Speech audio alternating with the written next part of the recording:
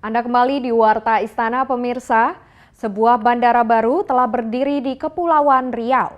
Ketika pada 6 Oktober lalu, Presiden Joko Widodo meresmikan pengoperasian Terminal Bandara Ranai di Kabupaten Natuna. Dengan dioperasikannya terminal bandara tersebut, Presiden berharap Ranai mampu menjadi jembatan penghubung antara Natuna dengan daerah lainnya.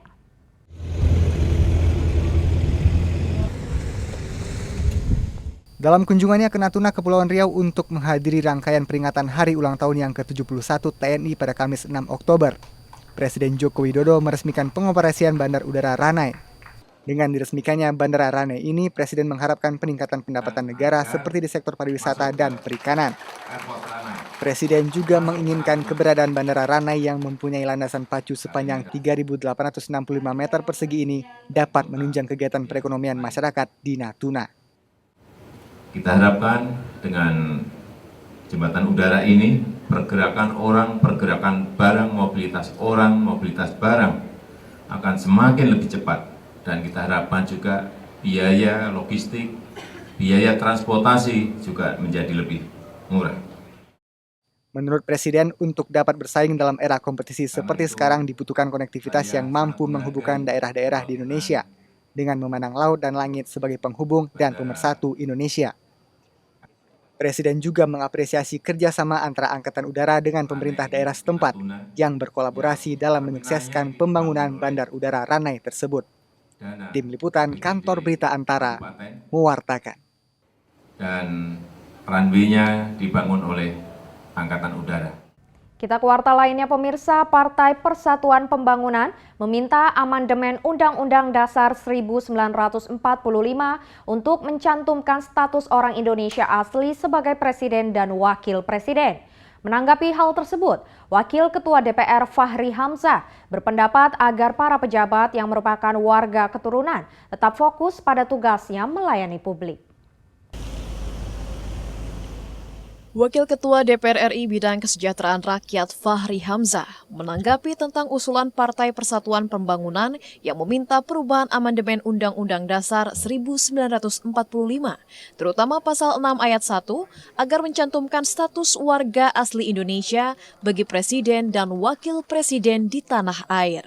Ia berpendapat hal tersebut akan menjadi persoalan besar bagi Indonesia untuk tidak menghadirkan suku dan bangsa lain sebab negara Indonesia pernah dijajah serta menjadi daerah perantauan negara lain.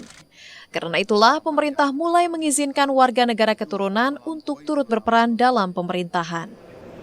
Orang Amerika itu perlu 200 tahun untuk bisa menerima orang kulit hitam.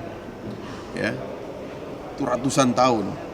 Indonesia ini baru 8 tahun, ya baru 16 tahun, itu semua orang udah boleh menjadi semua hal sekarang ini, ya kan? Dalam kelembagaan negara.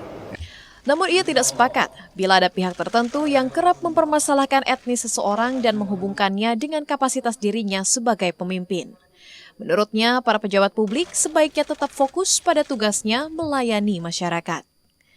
Sebelumnya, Partai Persatuan Pembangunan menginginkan adanya amandemen Undang-Undang Dasar 1945 yang mewajibkan setiap presiden dan wakil presiden adalah orang Indonesia asli sebagai ketegasan sikap dan rasa nasionalisme. Mengingat sekitar 3 tahun lagi, Indonesia akan mengadakan pemilihan presiden dan wakil presiden periode 2019-2024. Dari Jakarta, Nabila Karisti, Ahmad Murzaki, Kantor Berita Antara mewartakan. Begitu Anda masuk ke ruang publik itu. Masih terkait peran DPR terhadap pemerintah, Wakil Ketua DPR Fahri Hamzah menanggapi ketidakseimbangan penawaran dan permintaan yang dimanfaatkan oleh mafia dan importir sehingga memicu terjadinya kegiatan importasi daging. Sehingga menghimbau pemerintah untuk mewaspadainya setelah ada rencana untuk kembali mengimpor daging kerbau dari berbagai negara. Demi memenuhi kebutuhan protein bagi masyarakat melalui konsumsi daging, pemerintah mulai menjajaki pasokan daging sapi dan kerbau dari berbagai negara untuk persediaan pada bulan Ramadan serta perayaan Hari Raya Idul Fitri tahun 2017.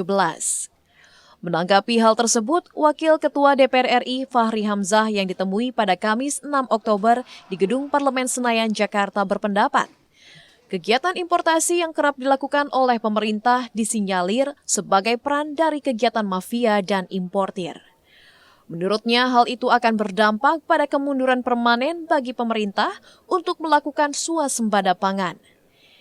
Ia menjelaskan para importir kerap memanfaatkan peluang tersebut dengan cara menyembunyikan komoditas saat harga komoditas pangan di Indonesia sedang fluktuatif. Maka kalau produksi kita naik, impor itu turun gitu loh. Nanti para pemain ini sengaja mengatur supaya impor mereka itu, barang mereka itu disembunyikan. Jadi meskipun ini naik, tapi tidak sepadan dengan demand di dalam, ya kan? Sehingga ini berkurang begitu. Jadi teori supply demand kan. Kalau supply-nya rendah, demand-nya tinggi, harga naik. Begitu harga naik, panik, impor barang masuk lagi ke dalam pasar. Ia menyarankan agar pemerintah menggenjot kemampuan produksi dalam negeri, mengawasi kestabilan pasar secara intensif, serta selalu memberdayakan para petani dan peternak untuk mencegah kelangkaan komoditas.